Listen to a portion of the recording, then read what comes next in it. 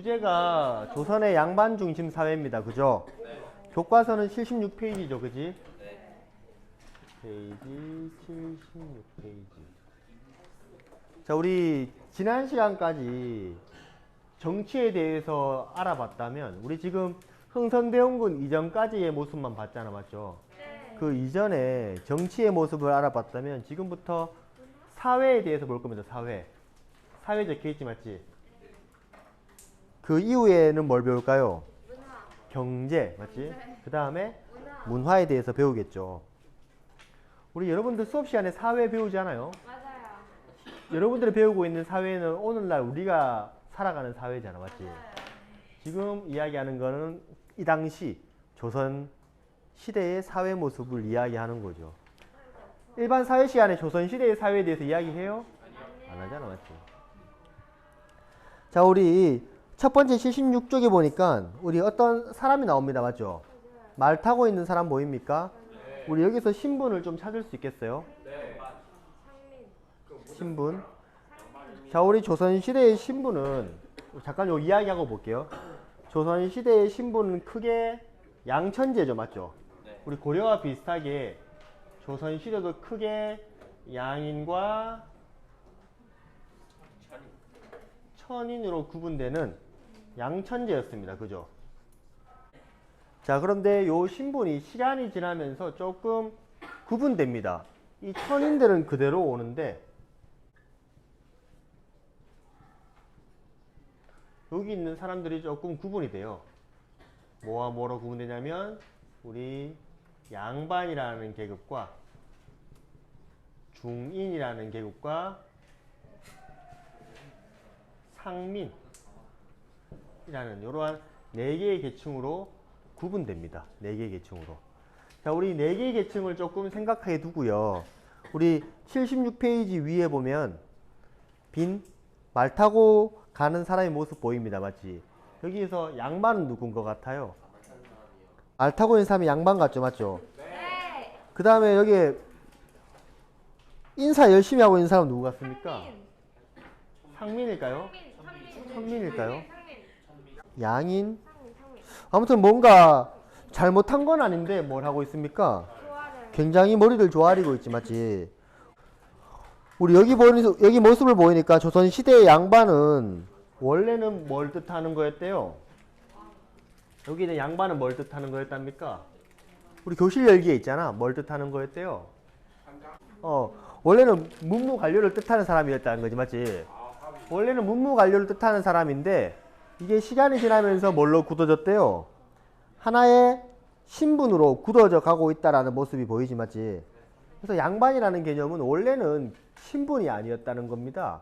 하나의 사회적 직위였다는 거지. 맞지? 자, 그러면 그 밑에 한번 내용을 봅시다. 자, 우리 76페이지에 보면 양천제와 사신분제가 나옵니다. 그지? 자, 조선의 신분제는 크게 뭐와 뭐를 구분하는 양인과 천인을 구분하는 양천제 사회였습니다. 그죠? 그래서 양인들은요, 원칙적으로 뭘 칠 수 있습니까? 과거 응시가 가능한 대신에 뭘 해야 됐습니까? 국가에다가 세금을 납부해야 했습니다. 그죠? 우리 여기서 이야기하는 세금 3가지죠. 지난 시간에 했던 거 기억납니까? 뭡니까? 그렇지. 아우. 조세, 공납, 역. 이 3가지를 내는 거지. 맞지? 자, 조세, 공납, 역. 이 3가지 세금을 납부했습니다. 그죠? 자, 그럼 반면에 천인들은요. 과거 응시가 가능하대요? 뭐라 적혀 있습니까? 얘들은 주로 어디에 소속되어 있답니까?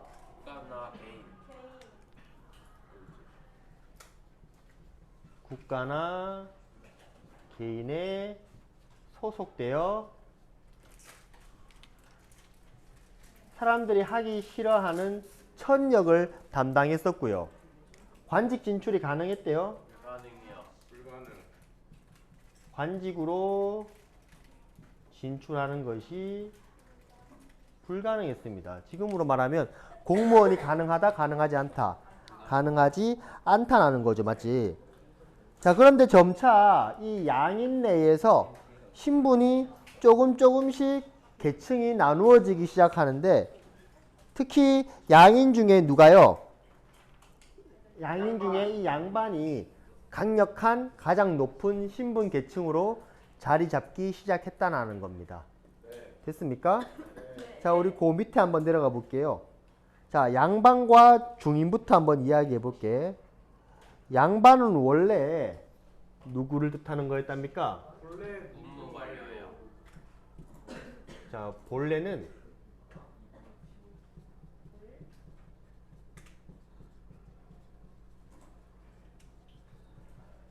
문무관료를 의미했다는 거죠, 맞죠? 우리 문무관료는 어떻게 하면 문무관료가 될 수 있었어요? 그렇죠. 무슨 시험을 통해서?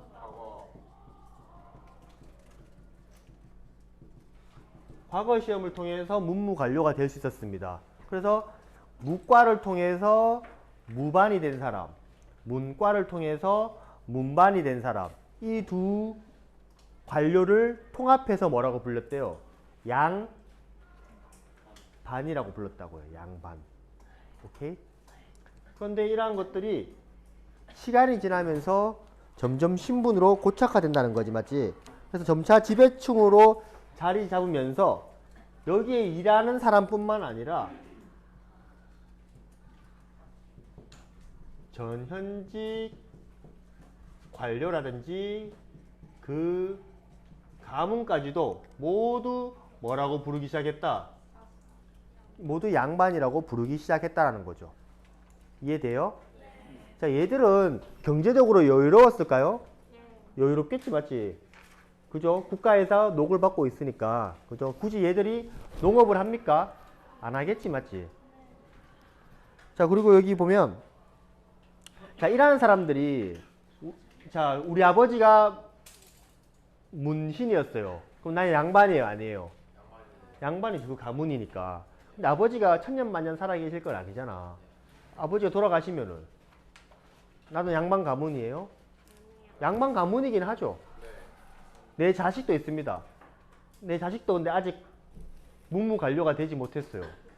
그러면 양반이라고 하기 좀 애매해지죠, 맞죠?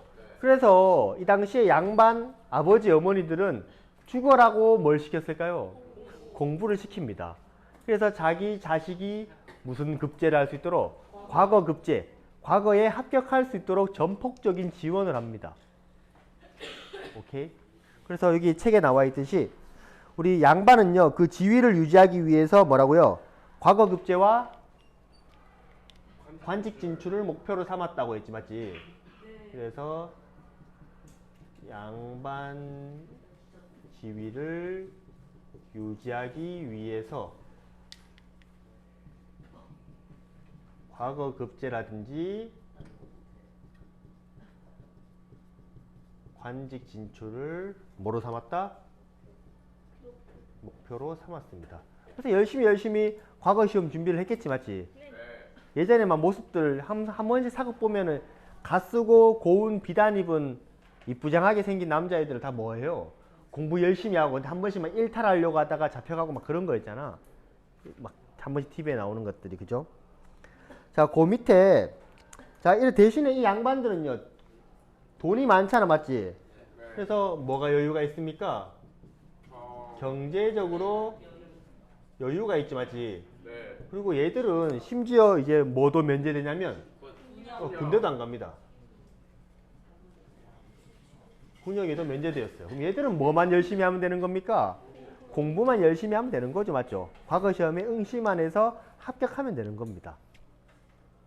오케이? 이해됐어요? 자, 그 다음에 그 밑에 보면은 이제 중인 나옵니까? 중인? 자, 중인은 뭘 뜻하는 거래요? 중앙과 지방의 서리와 향기. 중앙과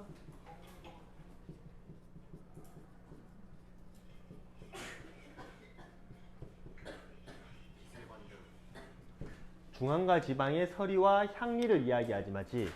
뭔가 지금으로 이야기하면은 하급 관리들 있죠. 하급 공무원들. 요런 정도로 생각하면 될 것 같아요. 하급 공무원 정도에. 자, 그래서 우리 중위는 중앙과 지방의 서리와 향리, 그 다음에 플러스 누구까지 해당된답니까?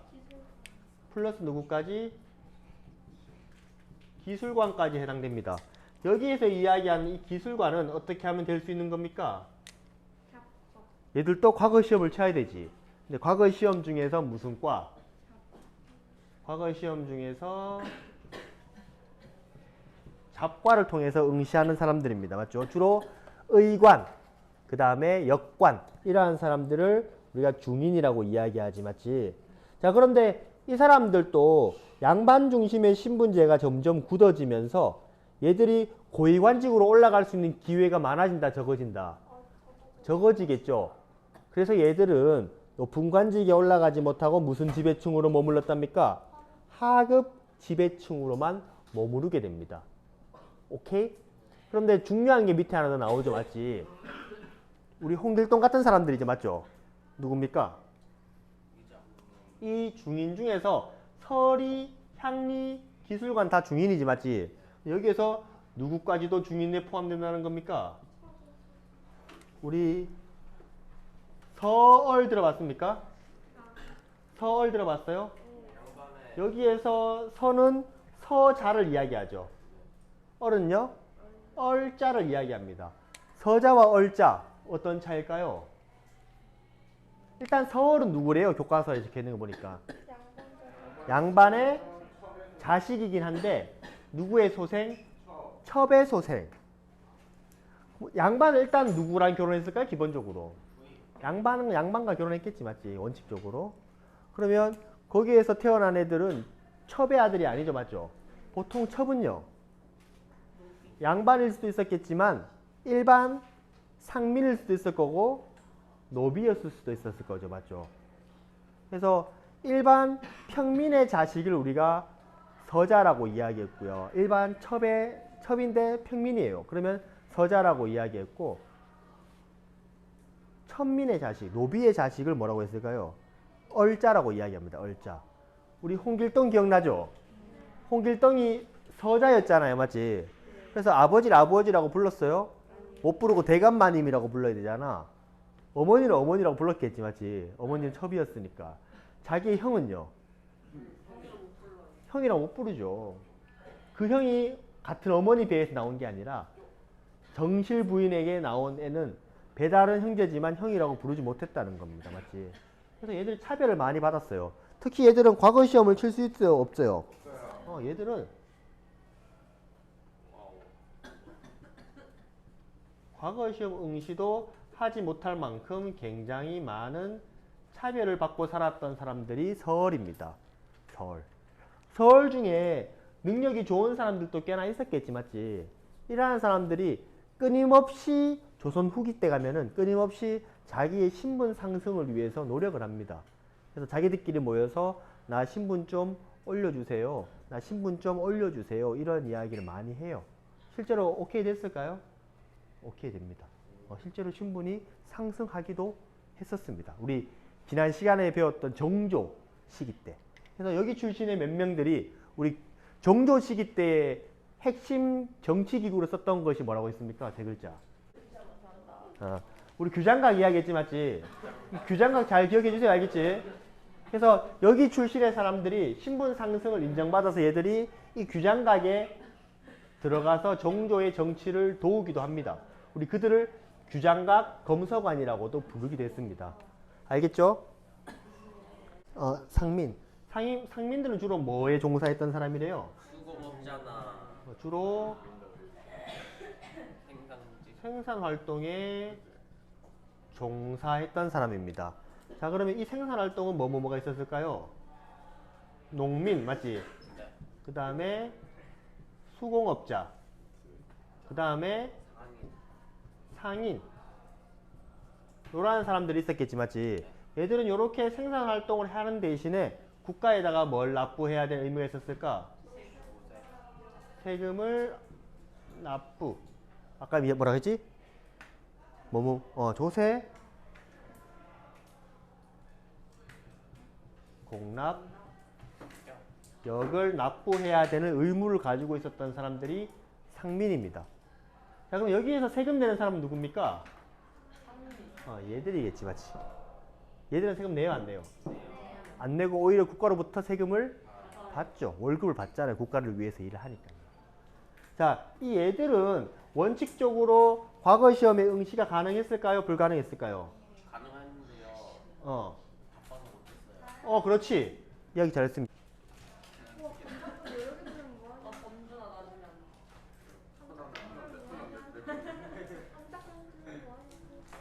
자, 원칙적으로 과거 응시는 가능했으나 얘들이 바쁘죠, 맞죠? 이거 한다고 언제 공부합니까? 맞지? 얘들은 경제적인 여유도 있고 군역도 면제받아요. 공부할 수 있는 여유가 많은데 그리고 누가 밀어줍니까? 아버지들이 엄청 밀어주죠. 왜? 자기 자식이 과거에 떨어지면 쪽팔리기도 하고 그 다음에 점점점 뭐 인정도 못 받게 되니까 양반이라는 지배층의 인정도 못 받게 되니까. 근데 얘들은 그렇진 않잖아요, 맞지? 그래서 실질적으로 경제적인 여유가 없어서 과거 시험이 거의 불가능했습니다. 그런데 일부 사람들은 굳이 시험을 치겠다 하면은 주로 무슨 시험을 쳤을까요? 주로 잡과 정도는 응시할 수 있었고요. 사실상 문무 관료가 되기에는 현실적으로 많이 힘들었다. 이렇게 기억해 주시면 되겠습니다. 알겠지? 네. 자, 그 상민의 생업 먼저 볼게요. 우리 농민들은 알겠죠, 맞지? 자, 책에 보면 상민의 대부분은 농민이라고 적혀 있습니까? 농민 동그라미 쳐주세요. 자, 농민들은 두 가지 종류가 있습니다, 맞지? 어떤 종류가 있습니까? 농민 중에 자기 땅으로 농사 짓는 사람들, 내 땅에 내가 농사 짓는 사람들, 이러한 사람들은 보통 국가에다가 생산량의 10분의 1을 세금으로 냅니다, 보통. 내 땅이니까. 우리 이러한 사람들은 무슨 농이라고 할까요? 자영농이겠지만, 자영농. 내 땅에 내가 농사 짓는 사람들. 그 다음에 남의 땅을 농사 짓는 사람을 뭐라 할까요? 무슨 농? 소작농이라고 하지. 소작농의 비율은 적었겠지. 근데 시간이 지나면서 또 똑같은 현상이 나타나지 않겠어요? 누가 많아지고?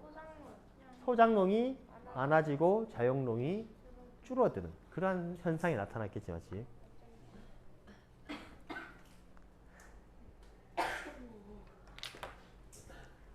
그 다음에 수공업자 맞죠? 자, 수공업자는 대부분 우리가 수공업자라고 하는 사람들은 뭐 하는 사람입니까? 앞에 뭐가 붙었습니까? 수가 붙었죠. 뭘로 만드는 사람들? 손으로 직접 만드는 사람을 우리가 수공업자라고 이야기했습니다. 그죠? 자, 그런데 이 수공업자들은 기본적으로 국가로부터 통제를 받았대요. 왜냐하면 만약에 너가 수공업자라면은 손재주가 아주 좋아요. 너 뭐 잘 만듭니까? 자, 예를 들어서 칼을 잘 만드는 사람이라고 이야기합니다. 국가에서는 칼이 필요할까요? 안 필요할까요? 필요하죠. 그래서 얘한테 수공업자라고 임명해서 얘한테 칼을 만들어라고 한 겁니다. 그럼 얘는 국가로부터 월급을 받아요. 대신에 얘는 국가에 필요한 뭘 만들어줍니까? 칼을 만들어줍니다. 이게 우리 아까 책에 적혀 있었던 국가 통제 하에 가능한 겁니다. 그리고 얘가 팔고 싶으면 국가한테 어떻게 해야 됩니까? 허락 받고 더 추가적으로 만들 수 있었다는 겁니다. 이해됩니까? 그런데 우리 조선시대 시간이 지나면 지날수록 국가에 세금이 없어져 가지고요. 국가에 돈이 없어져요. 그래서 이 수공업자한테 이런 뭐였지? 시연이한테 칼을 만들어주는 시연이한테 줄 월급이 없는 겁니다. 월급을 안 줘요. 그럼 시연이는 칼을 만들고 싶어요? 안 만들고 싶어요? 안 만들고 싶지, 맞지? 근데 국가에서 만들어라고 하니까 어쩔 수도 없고, 맞지? 그래서 시연이는 돈을 벌기 위해서 어떻게 했을까요? 사람들한테 팔아요. 그렇죠. 시연이는 칼을 다른 사람들한테 팔기 시작합니다. 원래 팔면 안 되는데. 근데 국가가 그걸 알았어요. 근데 국가에서도 참 처음에야 통제했지만 월급도 제대로 못 주는데 그런 말 하기가 뭐 하잖아. 그래서 시연아, 나한테 국가한테 세금 내고 팔아. 팔고 싶으면. 그래서 오히려 수공업자가 이제 국가한테 돈을 내고 수공업자의 물건을 만들어서 판매하게 됩니다. 이걸 어디에 팔까요? 시장에 팔겠죠. 그래서 이러한 현상들은 자연스럽게 무슨 발달을 가져올까요? 시장의 발달을 가져옵니다. 자본주의로 가고 있는 모습이죠. 맞죠? 그래서 조선 후기쯤 되면은 자본주의의 맹아가 싹 튼다라고 이야기하는데 뭔가 의도적이진 않았는데 뭔가 자연스럽게 우리도 무슨 사회로 자본주의 사회로 가고 있는 모습들이 보이기 시작했다는 겁니다. 이해됩니까? 자, 다음에 우리 상인 보이죠? 상인들도 기본적으로 어디 통제를 받았을까? 국가로부터 통제를 받으면서 물건을 판매했습니다. 국가에서 이렇게 몇몇 사람들을 정해줘요. 예담이 뭐 팔래요? 뭐 팔래? 담요를 판답니다. 담요. 그러면은 예담이는 담요를 파는 상인입니다. 대신에 국가로부터 뭐 냅니까? 세금 내겠지, 맞지? 그래서 그런데 국가에서 혜택을 줬어요. 너는 담요를 팔 독점권을 주겠다. 그래서 다른 사람들은 담요 못 팔아요. 누구만 팔 수 있습니까? 예담이만. 근데 조선시대 후기 되면서 점점 이게 자기가 물건 만들어서 팔고자 하는 사람이 생기겠지. 근데 얘들이 팔고 싶은데 얘에서 못 파니까 어디 멀리서 물건 팝니다. 아니요, 그렇게 멀리 말고, 그러니까 서울 성문 밖에서 싸게 팔다가 누구한테 걸려요? 예담이한테 걸리면은 예담이가 우리가 불법적으로 파는 걸 노점상이라고 이야기하지, 맞지? 예담이는 그들을 때려서 가둘 수도 있고요. 걔들의 물건을 다 빼앗을 수 있는 권리를 상인들에게 줬었습니다. 이게 근데 뭔가 좀 역행하고 있는 모습 같지, 맞지? 이런 걸 많이 허용해줘야 시장이 더 발달할 건데, 맞지? 그래서 조선시대 후기 되면은 이러한 것도 허용해주기도 합니다. 점점점 자본주의 사회로 가고 있는 시장이 점점 커지고 있는 모습이 보이죠, 맞지? 자, 그 밑에 천민입니다. 천민들은 대부분 누구래요?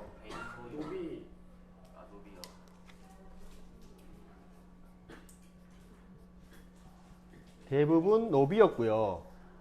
무슨 취급당했습니까?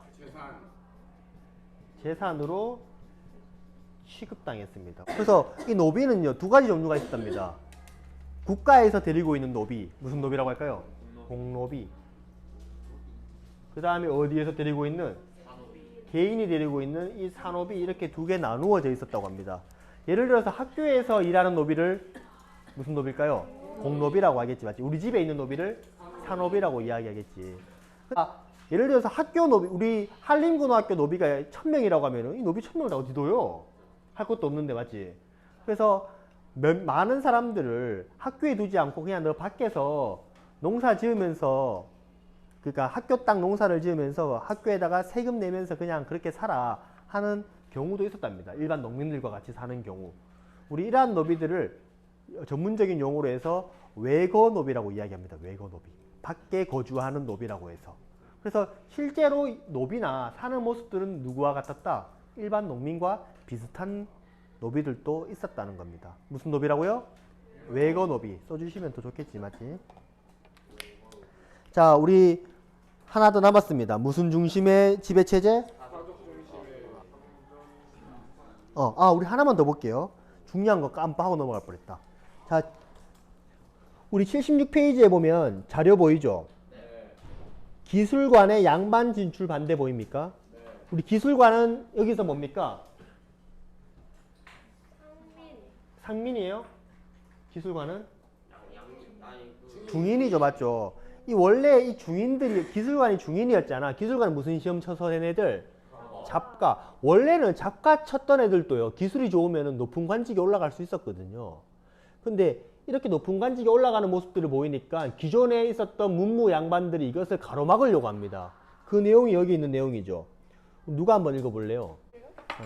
지금 전학에서 의원과 여권을 권장하고자 하시는 그 제기에 적용한 바를 특별히 동방과 서방의 뜻대로 푸셨으니 인자를 욕되게 하시고 소명의 제도를 버리시어 천한 사람을 지키려고 하시니 시인되면 그것이 옳은지를 알지 못하겠습니다.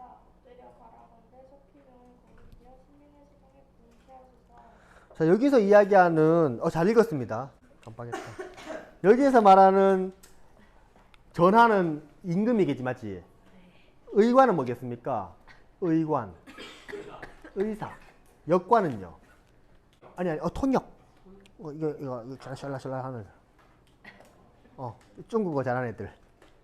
역관이겠지, 맞지? 근데 이런 사람들이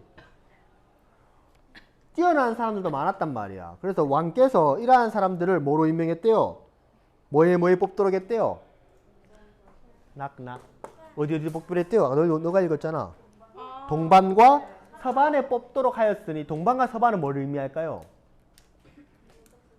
동반과 서반 뭘 의미할까요? 양반이겠지. 응? 그래서 양반에 뽑도록 하였으니 군자를 욕되게 하고 선왕의 제도를 버리시어 미천한 사람. 지금 이미 기술관을 뭐라고 취급하고 있습니까? 미천한 사람이라고 이야기하고 있잖아, 맞지? 이런 사람을 높이려고 하니 나는 그거 인정 못하겠다, 거부하고 있는 거지, 맞지? 그래서 원래는 기술관 출신들도 동반 서반, 즉 양반으로 올라갈 수 있는 기회가 있었으나 이들의 진출을 막아버렸다는 거지, 맞지? 그런 내용입니다. 오케이? 우리 오른쪽에 다시 넘어가서 우리 오른쪽에 사진 보입니까? 네. 사진 보여요? 사진에 있는 이야기를 한번 읽어보면은 여기 있는 모습이 광대 보이죠? 광대. 우리 여기에서 나오는 사람의 이름을 좀 써봅시다. 광대 있습니까? 광대는 뭐 하는 사람입니까? 지금으로 치면 연예인이죠, 맞죠? 연예인이잖아. 노래 부르고 연기하고 하는 사람들, 음악하고. 광대지, 맞지? 또 누구 있습니까? 또 뒤에 맨 밑에 보니까 무당 보입니까? 무당은 누굽니까? 또 기생은 누구예요? 노래 부르고 하는 사람들이지, 맞지? 또 묘직이 뭐 하는 사람이에요? 무덤 지키는 사람. 또 뭡니까? 백정 뭐 하는 사람이에요? 도축하는 사람. 우리 일하는 사람들의 신분은 뭘까요? 일하는 사람들의 신분은? 일하는 사람들의 법적 신분은 뭐랍니까? 양인입니다. 아직. 법적 신분은 양인이나 실제로 무슨 취급받았다? 천민 취급을 받았다고 하지, 맞지? 왜냐하면 이러한 것들이 천한 역할이라고 생각을 했던 겁니다. 그래서 신분은 양인이었으나 실제로는 천인 취급을 받았다. 우리 이러한 사람들을 전문적으로 뭐라고 불렀냐면 신양 역천이라고 이야기했습니다. 신분은 양인이나 천한 역할을 했었다. 그래서 이들도 차별을 받았다, 안 받았다? 많은 차별을 받았다라고 이야기하는 겁니다. 됐습니까? 잘 기억해 주세요. 자, 두 번째는 밑에 무슨 중심의 향촌 지배 체제입니까?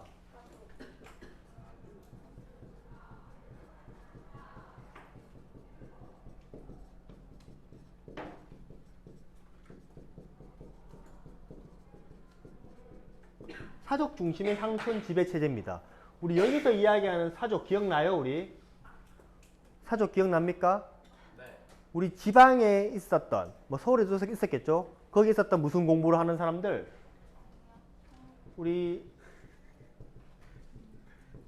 성리학 공부했던 사람들이지, 맞지? 그죠? 얘들이 지방에서 엄청 학교도 만들고 엄청 공부 열심히 하고 있었다고 했잖아, 맞지? 네. 그런데 우리 조선이란 나라에서는요, 우리 모든 군과 현에 누구를 보냅니까? 지방관을 파견하죠. 우리 이게 고려시대와 다른 거였지, 맞지? 고려는 모든 곳에 파견하지 못했잖아요, 맞지? 조선에서는 모든 지역에 지방관을 파견합니다. 자, 그런데 이 지방관을 파견할 때 원칙이 있었어요. 무슨 원칙이었냐면은 우리 상피제 원칙이 있었습니다. 상피제가 뭘까요? 내가 그 지역 출신자를 그 해당 지역에 보내지 않는다는 거지. 부정부패를 방지하기 위해서. 그러다 보니까 자, 쌤은 제주 사람이 아니잖아요. 근데 쌤이 제주의 지방관으로 왔습니다. 제주에 대해서 잘 알아요, 몰라요? 모르죠, 맞지? 그래서 이들을 도와줄 수 있는 사람이 있었거든. 우리 이 지방관을 다른 말로 수령이라고 이야기하잖아요, 맞지? 우리 중앙에는 임금님이 있으면 지방에는 수령이 있었다는 겁니다. 거의 임금님급이란 말이야. 근데 이 수령을 도와줬던 사람들이 있거든요. 뭐 인사일도 해야 되고 군대도 관리해야 되고 감옥도 관리해야 되고, 이 당시 수령은 모든 권리를 다 가지고 있잖아요. 그래서 지방에서도 이 수령을 도와서 뭐가 있었냐면 육방이 있습니다. 육방 들어봤어요? 우리 중앙에는 몇 조가 있어요? 6조가 있죠. 지방에는 뭐가 있습니까? 육방이 있었던 거예요. 육방. 그래서 여기에는 주로 누가? 향리들이 육방에서 일을 했던 거죠. 그런데 수령이 잘 모르니까 이 향리들이 수령을 경멸하는 경우도 있습니다. 이용해 먹는. 얘들은 평생 이 지역에 살았던 사람들. 그런데 이 수령이 왔는데 잘 모르니까 이 수령을 조금 이용하는 사람들도 있었다는 거지, 맞지? 오케이? 그래서 이 수령은요, 뭔가 이 지역을 잘 알기 위해서는 그 지역에서 성리학 공부를 많이 했던 유명한 사람, 누구? 이 사족들의 도움이 필요했던 겁니다. 이해돼요? 그래서 책에 보면 모든 지역의 지방관을 파견했지만 향촌 사회까지 지배력을 행사하기 위해서는 향촌에 거주하는 누구의 도움이 필요했다? 누구의 도움이 필요했다? 지방사족의 도움이 반드시 필요했다는 거지, 맞지? 그래서 이에 향촌 사회는 누구를 중심으로 운영되었다? 사족 중심으로 운영되었다는 겁니다, 맞지? 그래서 이 사족들은요, 무엇을 만듭니까? 유향소를 만듭니다. 이 유향소가 무슨 기관이래요? 유향소. 향촌 자치기구라고 하지, 맞지? 이 유향소를 만들어서 누구를 보조하고 수령한테 잘 모르는 것을 잘 알려주고 누구를 감시했답니까? 향리를 감시합니다. 얘들을 감시했다는 거죠, 맞지? 얘들이 수령한테 이상한 소리 하나하나 잘못된 길로 가게 하나하나 감시했다는 겁니다. 그 다음에 또 뭐도 만들었대요? 향회를 만들었다는 거지, 맞지? 이 향회는 뭐랍니까? 지방사족의 모임이죠.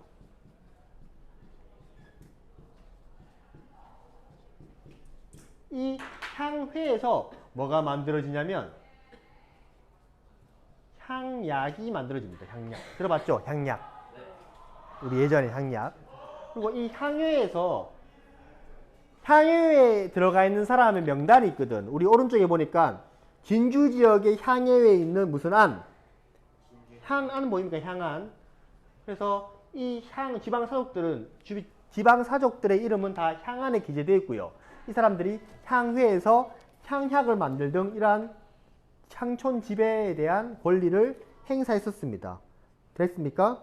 네. 그래서 나중에 16세기에 이제 이 사림들이 어디에 진출하면서 중앙으로 진출하게 되면서 이 사람들이 이제 지방에 있는 뭐를 모으는 여론을 통합하는 기능을 했고요.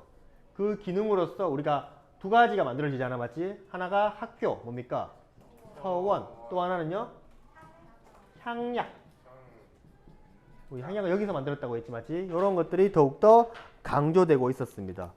그래서 우리 맨 밑에 것만 읽어보고 끝낼게요. 자, 사족들은 서원을 동그라미 치고요. 서원을 통해 여론을 모으고 학문을 닦으며 향촌 사회의 권위를 강화했다. 또한 뭘 동그라미? 향약을 주도해서 풍속을 교화하고 향촌 지배 질서를 유지하였으며 지주와 소작인의 관계로 농민을 지배하면서, 여기서 지주는 누구였을까요? 사족이겠지, 맞지? 소작인들은 일반 농민들이었고요. 지배하면서 어디 지배체제? 향촌 지배체제를 구축해 나가기 시작했다라는 겁니다. 됐습니까? 이렇게 끝내겠습니다. 수고했습니다.